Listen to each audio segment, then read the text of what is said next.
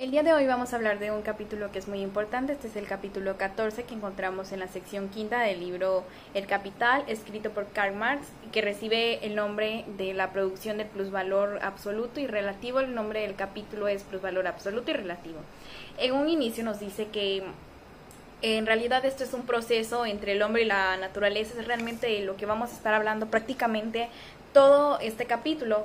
El proceso de trabajo es individual y lo que busca es al apropiarse individualmente para satisfacer el capitalista sus necesidades vitales en los medios o los objetos que estos se encuentran en el medio son pues la naturaleza, y finalmente estará el sujeto quien logra tener el control. El individuo no puede operar sobre la naturaleza sin poner acción en sus propios músculos. En esta parte nos habla un poco de la coordinación que existe entre el cerebro y lo que nosotros le ordenamos hacer.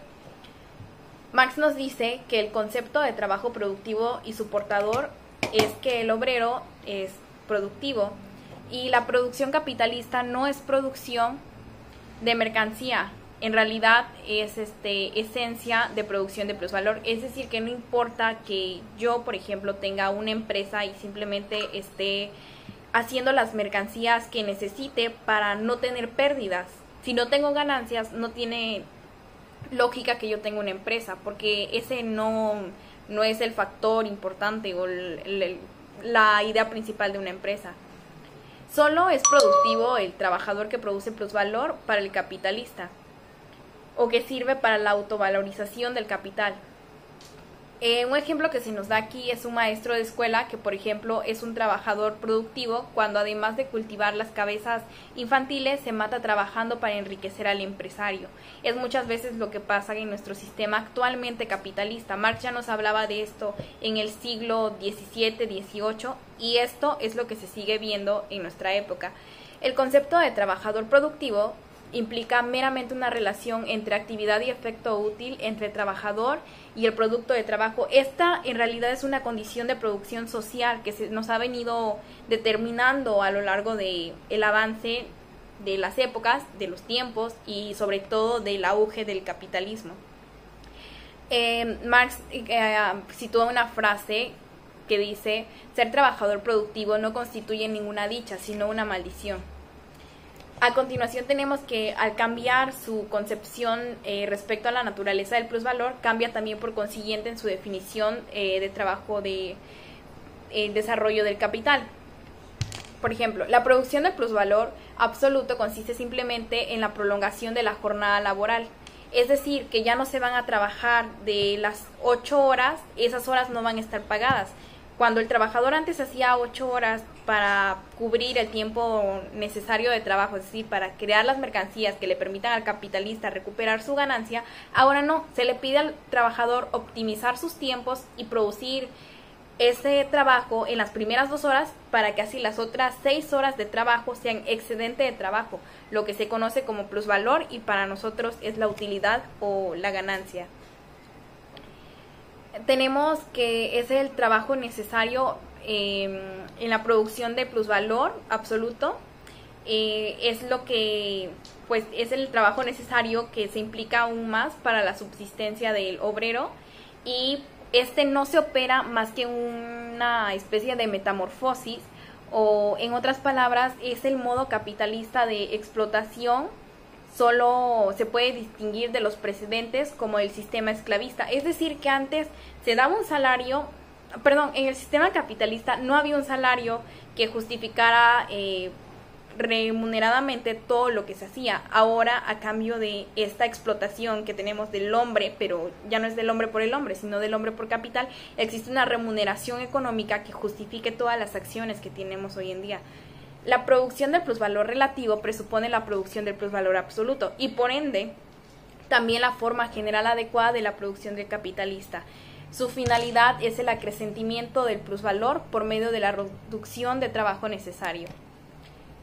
Desde el punto de vista de la diferencia entre el plusvalor absoluto y el relativo, parece ser enteramente ilusoria, puesto En el capítulo 15 de nombre Cambio de magnitudes en el precio de la fuerza de trabajo y el plusvalor, nos dice que el valor de la fuerza de trabajo está determinada por el valor de los medios de subsistencia que habitualmente necesita al obrero medio. La masa de estos medios de subsistencia, aunque pueda cambiar su forma en una época determinada y para una sociedad determinada, está dada y por consiguiente se le puede tratar como una magnitud constante. Una vez supuesto lo antecedente, vemos que las magnitudes relativas del plusvalor y del precio de la fuerza de trabajo están condicionadas por tres circunstancias. La primera es la duración de la jornada laboral o la magnitud del trabajo en cuanto a su extensión. La segunda es la intensidad normal del trabajo y su magnitud en cuanto a la intensidad, de manera de que determina cantidad de trabajo y se gasta en su tiempo determinado. Y la tercera, finalmente, es la fuerza productiva del trabajo, que con arreglo a la cual y según el grado de desarrollo alcanzado por las condiciones de producción, la misma cantidad de trabajo suministra en el mismo tiempo una cantidad mayor o menor de producto. Como es obvio, hay muchas combinaciones posibles. Una de las principales combinaciones puede ser la magnitud de jornada laboral e intensidad de trabajo. Estas son constantes y son dadas. La fuerza productiva del trabajo es variable. Partiendo de este supuesto, el valor de la fuerza de trabajo y el plusvalor están determinados por tres leyes. La primera es la jornada de trabajo de magnitud dada se representa siempre en el mismo producto del valor, por más que varíe la productividad de trabajo y con ella la masa de productos y por tanto el precio de la mercancía singular. La segunda ley es el valor de la fuerza de trabajo y el plusvalor varían en sentido opuesto. Es una variación en la fuerza productiva del trabajo. Su aumento o mengua opera en sentido inverso sobre el valor de la fuerza de trabajo y en sentido directo sobre el plusvalor.